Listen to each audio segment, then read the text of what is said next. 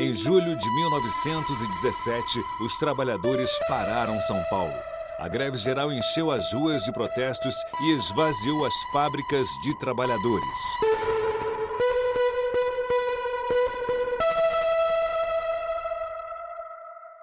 A Primeira República é um período fascinante em todos os aspectos, inclusive nesse aspecto das demandas por trabalho.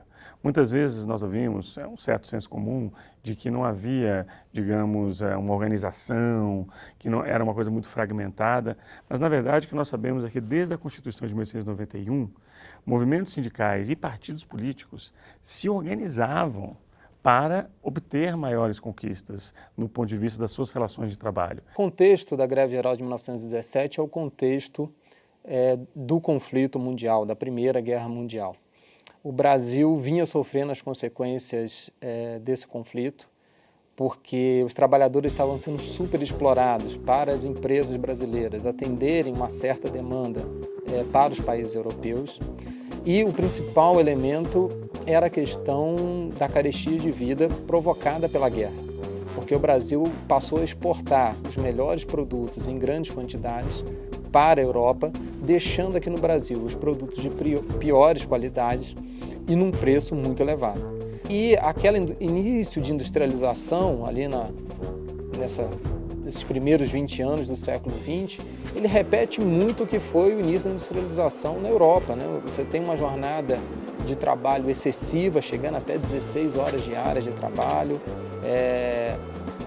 obviamente sem cobertura de direitos, sem previdência, sem nenhum tipo de amparo a esse trabalhador, que além de trabalhar mal, em condições péssimas, ele morava também em condições terríveis, nos cortiços, no que o seu pouco salário poderia pagar.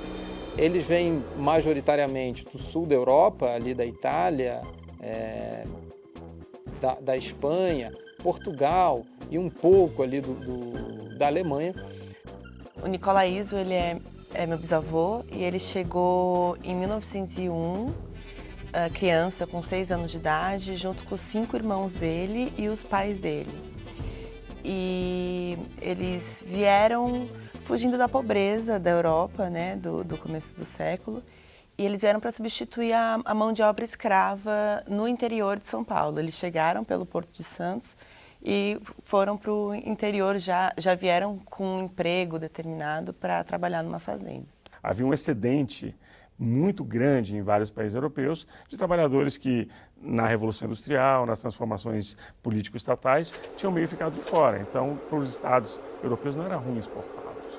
Eu não sei, eu não imaginava que eles tinham vindo para cá fugindo de pobreza. Eu imaginava que eles tinham vindo para cá para fazer alguma coisa deles. Eu não sabia dessa história que eles vieram aqui com absolutamente nada, né?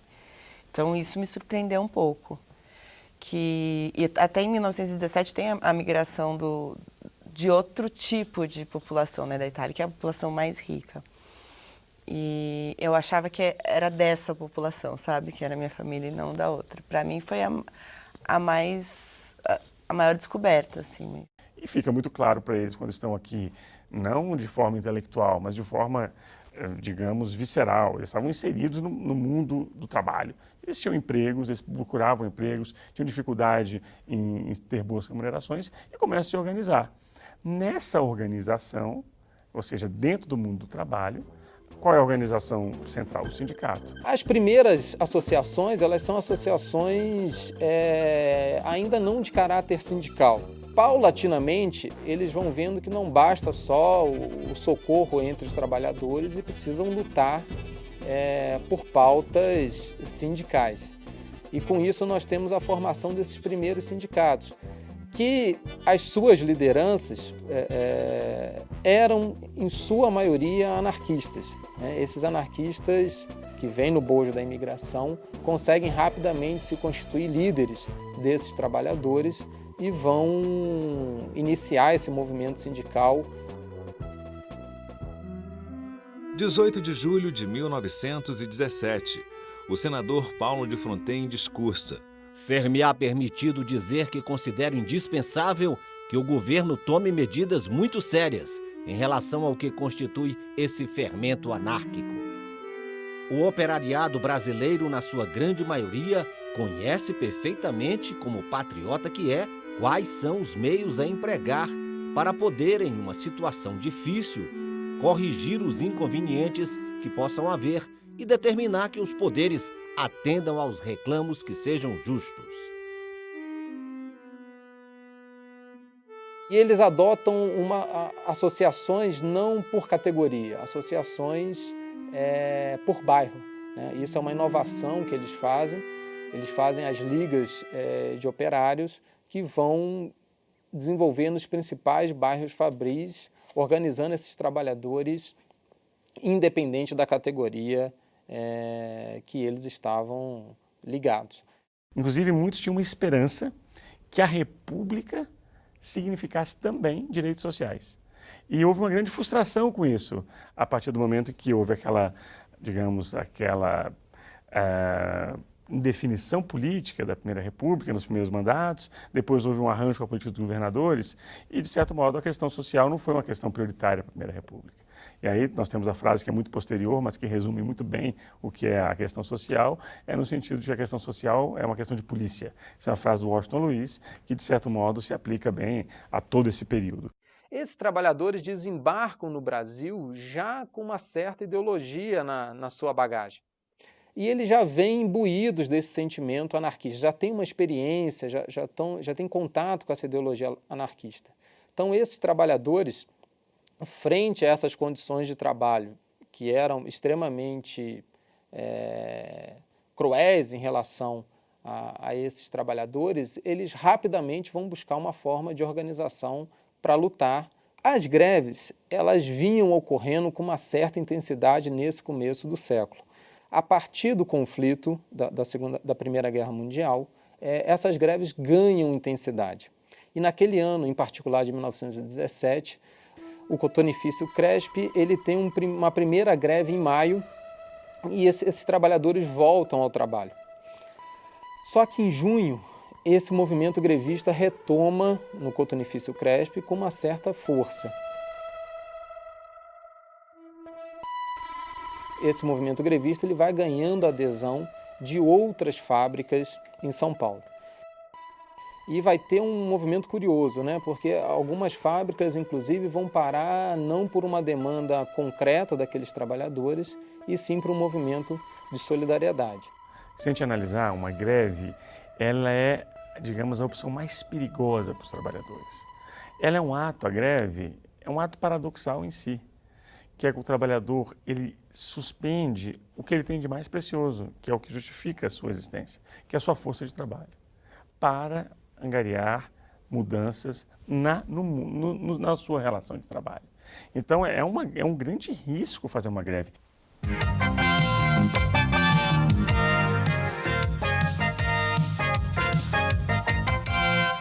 Na reunião dos líderes pela manhã, o direito de greve foi o principal assunto. Não foi possível chegar a um acordo e a maioria dos líderes partidários decidiu pela manutenção do texto como foi aprovado no primeiro turno. Esse texto vai ser mantido. O que vale dizer é que nós vamos assegurar o direito de greve com grande amplitude, mas ao mesmo tempo vai permanecer a exigência de que, para os serviços essenciais, haja uma lei definindo como se proceder. A nossa posição é pelo controle jurisdicional baseado no princípio de que nós estamos estabelecendo um Estado de Direito, e o Estado de Direito só se assenta no tripé da liberdade, da legalidade e do controle jurisdicional. Na sessão da tarde, a primeira emenda votada restringia a estabilidade do dirigente sindical. A proposta foi rejeitada por 302 votos. Depois entrou em votação outra emenda restringindo o direito de greve. Também foi rejeitada. E o texto ficou da forma como havia sido aprovado em primeiro turno. O texto ele dá responsabilidade aos dirigentes sindicais e da classe trabalhadora de deliberarem qual é o melhor momento de fazer a greve e em torno do que devam fazer a greve. Eu acho que a classe trabalhadora não precisa de tutela, não precisa de governo, não precisa de patrão, não precisa da própria justiça dizer quando é que ela deve fazer greve. Imagine isso em 1917, sem nenhuma proteção, como visto como um ato, digamos, quase de transgressão da lei. Quando nós entramos em julho, esse movimento ele começa a se avolumar e nós vamos ter o fatídico evento do dia 9 de julho, que num piquete na fábrica de tecido Mariângela, a polícia, que estava intervindo cada vez mais, protegendo as fábricas, vai atirar contra aquele trabalhador, ferindo ele de morte. E muitos trabalhadores pagam com a própria vida esse risco. É o caso desse trabalhador que não era um líder. José Martínez era um trabalhador, um imigrante espanhol.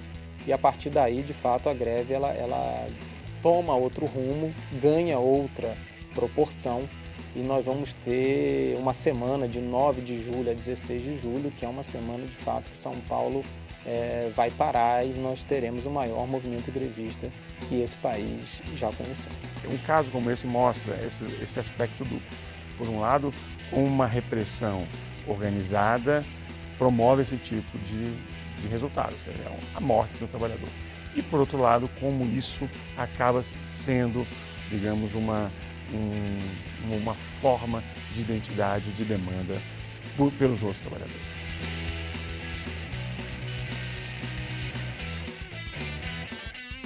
18 de julho de 1917. O elemento estrangeiro, que é aquele que tem tomado a parte mais ativa nesse fermento anárquico, ao contrário, não só é indesejável, mas ainda perigoso. E sendo perigoso e nocivo, está nas mãos do governo poder expulsá-lo.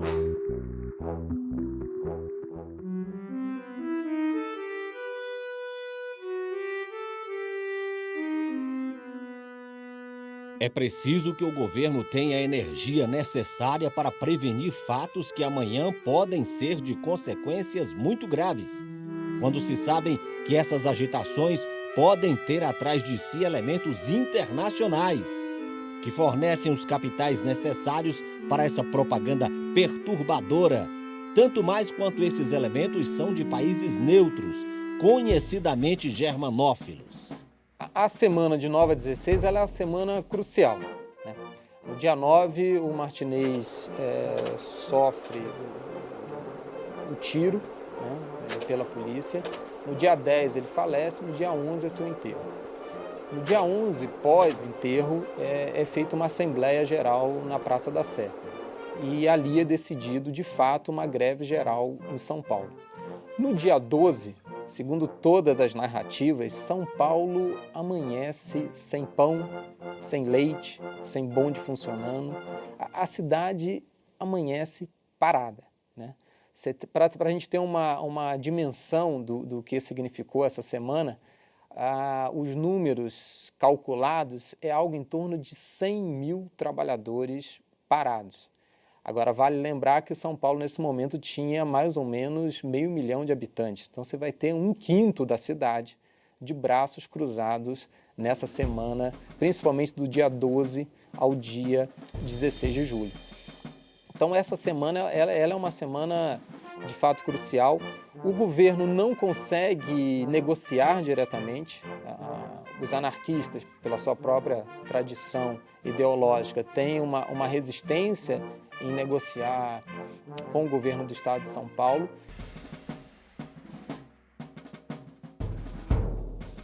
E por isso foi constituída uma comissão entre representantes dos principais jornais em circulação naquele momento.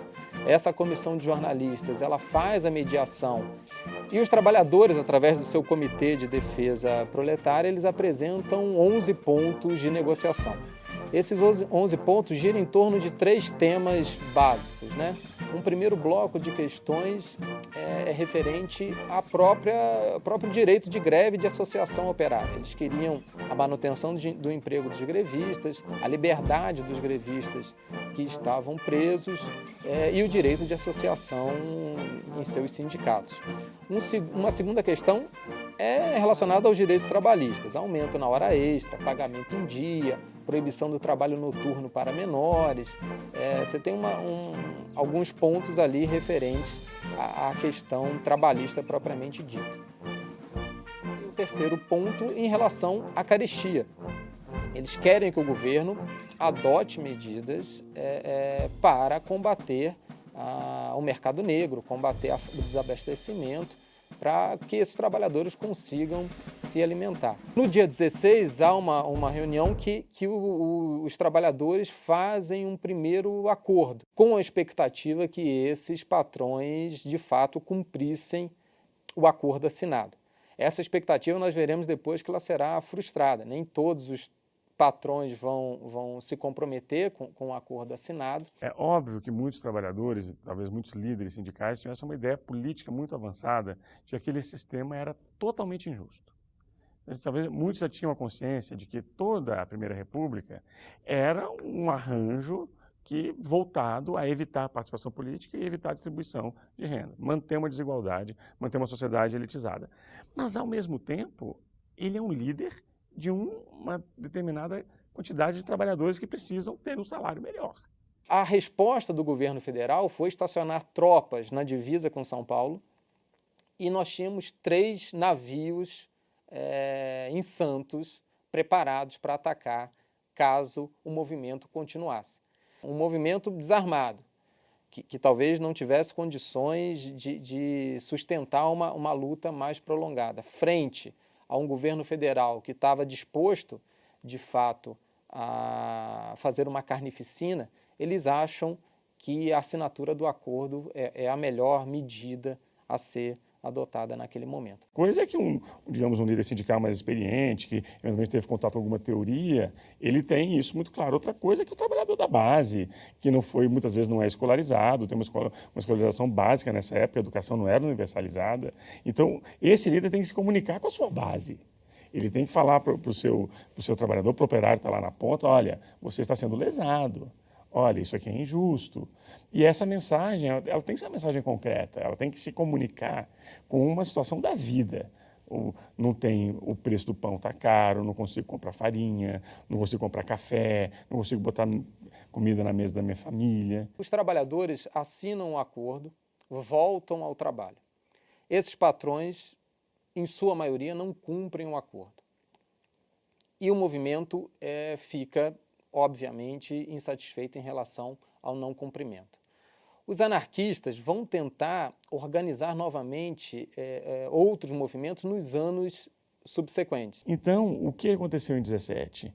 Eles conseguiram, aqueles entes todos, e são sindicatos que muitos interligados, muitos dispersos, conseguem se concentrar, no sentido assim, de reivindicarmos juntos num determinado momento, nos dá mais força.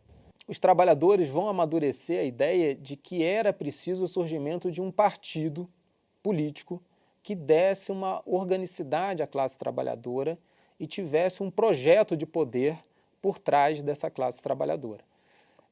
As principais lideranças que fundam o Partido Comunista do Brasil, a primeira tentativa em 1919, e depois, em 1922, são ex-anarquistas, né? Por outro lado, a resposta do governo federal e do governo do Estado de São Paulo é uma resposta de aumentar a repressão em relação à classe trabalhadora. Eles entendem que a solução não seria continuar negociando com essa classe trabalhadora, e sim reprimi-la. E vai ter um processo ali no estado de São Paulo de expulsão, prisão e expulsão das principais lideranças anarquistas daquele momento. Penso que é necessário recebermos de braços abertos todos que vêm aqui para trabalhar, mas que não podemos absolutamente deixar de eliminar os elementos que procuram, quando a nossa situação financeira tende a melhorar, perturbar a ordem, desmantelando todos os princípios em que está organizada a sociedade brasileira. Basta que se chame a atenção dessa gente para isto. O lema inscrito na nossa bandeira é ordem e progresso. E se eles não querem submeter-se ao que ali está estatuído, não venham para cá. O discurso está transcrito no Diário do Congresso Nacional. A semana de 9 a 16 de julho, ela entra para a história brasileira como a primeira vez, e talvez até hoje difícil de se repetir, que os trabalhadores brasileiros, em particular da cidade de São Paulo, conseguem de fato fazer um movimento que tem uma adesão inigualável para a história brasileira até os dias atuais.